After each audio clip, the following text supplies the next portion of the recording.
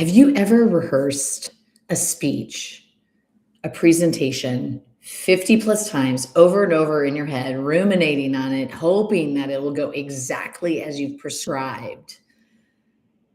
I don't know about you. I know I've done that before. And especially when it comes to more than a speech, but a difficult conversation.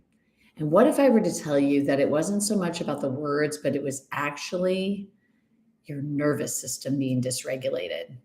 I'm Tina B. I'm an intuitive communication coach, and I really want to welcome you to my YouTube channel, Fully Expressed with Tina B, where we talk about how to transition from disconnection in your body, which impacts your voice and your power, to full on embodiment so that you can be fully expressed and speak with confidence and clarity. I want to share with you an example that actually happened just a few weeks ago. And it was a professional example where I had this wonderful friend that we had decided to co facilitate a virtual workshop together. And at the time, we were really jazzed about it. It sounded cool and interesting. And we would collaborate. I would interview this person and they would give responses, and we would share insights about this idea of the paradigm in which we live and how we communicate. And as time wore on, and then we had a conversation, I could tell this person was traveling a lot, lots was going on. I was starting to get bigger in my business with more and more things happening. And pretty soon I recognized that the schedule was just not going to allow this, that the spaciousness was not there that we originally planned. And so I sat with it for a moment and I thought, you know what, this is not the time for me, and probably not the time for her. And so I was really nervous because I'm one of those people, and I don't know about you, that once you agree to doing something, you feel like I got to do it no matter what. If I'm sick, I show up, or if I don't feel up to it, or if I'm getting too overwhelmed, I'm that person. I tend to yes and invitations to things, and particularly professionally, because I'm like, well, maybe this could help people because I want to help people. And so when I sat with it, I decided to just breathe a little bit, and I decided to send this person a message and just say, hey, I'm really feeling not aligned with this particular opportunity, this creative project. And I think I'm feeling, let's table it. Maybe it's not now, but maybe it's another time. And this person called me right away and felt so relieved. So the story I was telling myself in my head was a concern for, the judgment, the person being mad at me. Like, how could you back out of this project? But in essence, I created that. It was not truth, it was future. And they were so relieved. They're like, oh my gosh, how did you know? I have too many travels coming on. I can't market this. And so we both were just like, oh, gratitude that we tuned into our bodies. Our bodies were saying, not now, not in this moment. And this is what I feel like when you think of a dysregulated nervous system. And again, it's your body, it's the loudest GPS. It's really a difference of looking at a garden. We and our voices and how we convey an idea and communicate is planting an idea, a seed that can grow, that can prosper, that can really connect people and maybe even move them to do different, think differently. And when you get dysregulated, that beautiful blossoming garden becomes a battlefield of and we know what battlefields can look like if you've seen movies before, that it's frenetic, it's overstimulated, it's just this, that, too much, and it's complete and utter chaos. And when your body is feeling that, guess what? It impacts your voice, it impacts your thought process, it impacts what and how you say and how you show up. And so I want to really stress this point that a dysregulated nervous system really impacts your communication. I can't stress that enough. And what I mean by that is you have to listen to your body.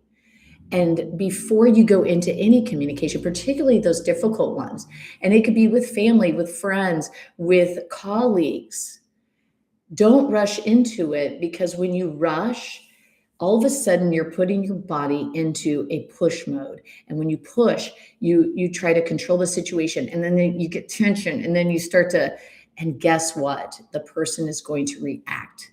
They're going to react, and they're going to mirror that energetic frequency that you're putting out there and pushing out there. So what does it mean to yes and yourself? And yes, and remember, if you have never seen improv, I'm an improviser. I love to perform, and it's the foundation. It's the rule is you yes the moment. It's a energy and attitude, and the and is then add something to it. An acceptance of all that is. And so if you can yes and yourself, it's not abandoning yourself. It's not betraying yourself. When you say, okay, in this case with this professional opportunity, it was an opportunity.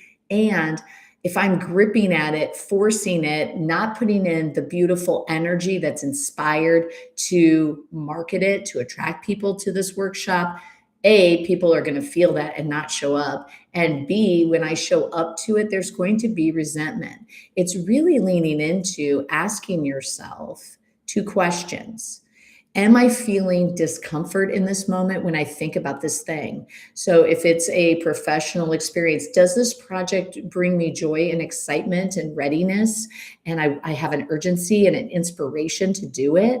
Or is it causing me ick and discomfort and push? And I just, oh, I'm not sure about this, right? And so when we think about discomfort, it's really tuning in to how does that show up into your body. And then the other piece is resentment, that you start to feel the ick towards that other person or towards the project.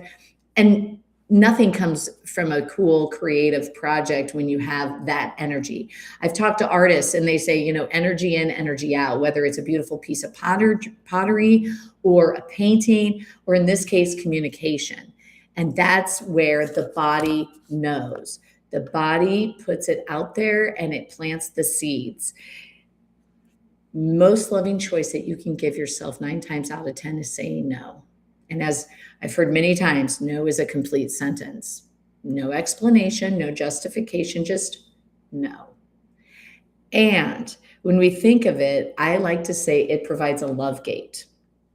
And so when we think of the research that's out there, when it comes to the brain and the body connection, the nerves that work together with the spinal cord, something trips you up. Your amygdala can all of a sudden, it's that center in the brain that kind of really wants you to feel safe. And if something happens that you're not feeling safe, boom, you get an increase in blood flow, maybe a rapid heart rate, your body starts to have this response.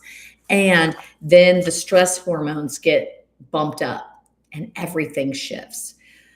You might go into fight, fawn, freeze, flee. And I would love for you to put in the chat, if you have that initial response, what is your go-to? For me, it's the fawn, it's the people pleasing, because I just simply don't like conflict. And that's why sometimes, I don't know about you, but sometimes I simply don't do the communication. I just step back, and sometimes I've let things happen and slide by to be overly cooperative, or to feel like I'm just getting along, even though it's making me feel uncomfortable.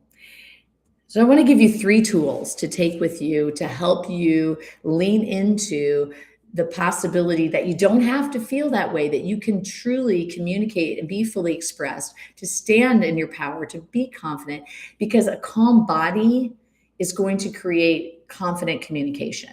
So calm body, confident communication. So the first tool and tip that I want to give you today is regulate before you relate. And regulation means note, first of all, before I get in a sphere of some other energetic person or body, I will breathe. And this is the key. We hold our breath when we're in contraction, and when we are scared or in fear or frustration or whatever, we tend to hold our breath, or we have rapid breath. It's one of the two. So if you can take in and hold your breath for a little bit and then let it out slowly, at least 2 beats longer than the inhale, that slowness, that the in through the nose, out through the mouth is really going to start to, your body is start to feel it. And it's beautiful. And from there, once you've got the breath and you're starting to feel that flow and that softness, then you want to tune inward and into the feet that you've placed on the floor, like if you're sitting or standing. And I have a beautiful chair that I go to each time, and I feel the pressure of my feet on the floor. And I feel it, and I tune into that, and I have my breath and my feet be my focus. So that's how you regulate, is that you choose to calm your body to have this clear message, is by tuning into your breath and slowing it down, not holding it, and being aware of where your feet are, that in this present moment, you are safe in your body. Because ultimately, when something happens, a difficult situation or something that's upsetting or frightening to you, your body is going to be scared, and they immediately goes into that, those old caveman days of reaction of, I got to find safety. I want certainty. I want certainty. And it goes at the grip of that. So that's the first, is relate and regulate before you relate. And the second tip then is name the intention, not the fear. I found, I have said in the past, well, it's good to know that sometimes fear is going to be driving the bus, and see it, say, okay, I acknowledge that, and put it over into the passenger side. Before you go into your communication that is challenging and difficult, if you can set a grounded intention, the isness, the I am that you want to be, instead of saying, I just don't want them to be mad, be instead of, I desire clarity. I desire mutual respect with me and this other person. That can definitely, I think it shifts everything when you look at the intention versus the fear. And this then moves your brain from defensive mode to being more directed, so you can have a clear pathway. So in addition to regulating the physical body, that's step one, to get it into a calm state. This next step is the mental mind. So the body first, then the mental mind needs to be in alignment. And that is, set the intention. Set the intention, have it a clear statement of, I know what I want. And when you know what you want, you can then express it. You have to decide, and then you can express it. And so it's realizing this and owning your energy, owning your want, so that the other doesn't feel that they get into defense mode. The last then is really lead with ownership. Note that, what is it you want and what you realized. For me, it was, I realized that this project was not the right time, and that we were both kind of in a frenetic pace and had a lot of things. It just wasn't necessary to add this to our plate of things to do. It's asking in that moment, I own, and I'm putting it on me, not the other, that this is not in alignment for me. My body's saying no. My body's saying you're busy. You have other things. Let's pause on this. And expressing that to the other person is essential, because then they are feeling like, oh, she or they or he have clarity. When you come in and you are fully expressed with the want, that's your power, and you get clear with it, people have a respect for you. So instead of saying, you seem stressed, let's not do this project, which would be putting it on that person, it's much more powerful, or you own your want, your need, your desire, and you share it. So I'm curious if you want to put in the chat, what is, for you, the hardest thing to do when you have a difficult conversation?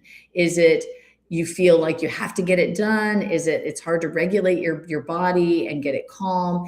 Is it you're not sure what you want and how to express that, or own into your feelings and your thoughts and your want? So I would love at this time to have you put any form of questions. because for me, that's what this community is all about. When I share videos, I want the goal to support and guide you in whatever line of work you're in whatever vibe you're looking for, to be calm, to be grounded. And if you have a question, put that in the chat. And in the meantime, I want you to be thinking of this core question of what conversations are you avoiding because you're worried of how the other will react or how it makes you feel. I tend to acknowledge that because I'm a kind and loving soul, that I can acquiesce in the moment and avoid. And that's a form of fawning and hurting your nervous system and your body. So if there are no questions, I want to leave you with this, that remember that every time you go into a conversation, a communication, whether it's super formal and you're in front of a huge grand audience, or it's very difficult and you have to give a performance evaluation, or you have to, share how you really feel about something that's adding discomfort and you think the other person might be bothered by that, it's essential that you calm your body first. Calm your body first. And once you regulate your breath and get grounded in that way, then get into the mental mind of how do I want this to go? Not scripting it, just overall a declarative sentence. And then own it, own the want and express it so that the other doesn't get into that defensive mode.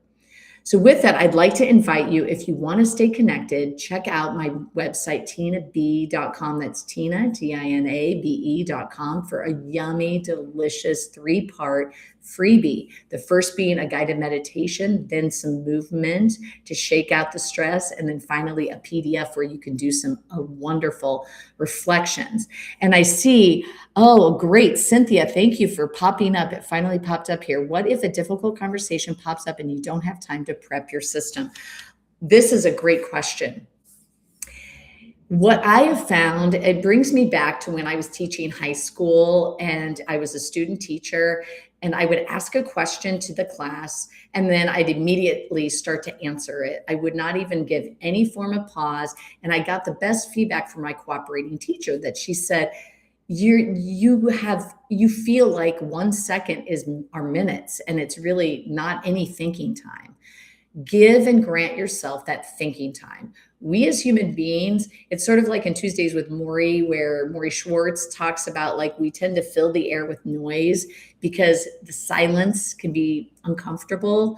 And really, there's a lot of power in the pause and silence. And so let's say you get blindsided by something. And instead of, really diving in and starting to speak, it's the pause, be in the breath, be in the moment. And that can certainly help you take a beat and breathe to then formulate what to say next, if you say anything at all. And sometimes after the breath, you still don't know what to say, and that's okay. You might still be nerved up, upset, angry. So instead of like getting into the interruption and the fast-paced talking, because that's going to up your nervous system's reaction, is instead definitely request, maybe I need to take a break and break free if you can from the situation, or I need to call you back. This is not the right time. So great question, Cynthia. I hope that helped. And what I want to stress to each and every one of you is to stay connected with me. Look at tinabe.com for a wonderful freebie, for my newsletter with other tips and tools. And also you can subscribe right here at Tina B's beautiful Fully Expressed with Tina B YouTube channel. Until next time, be you and be true. And remember that a calm body is a calm and confident form of communication. Till next time.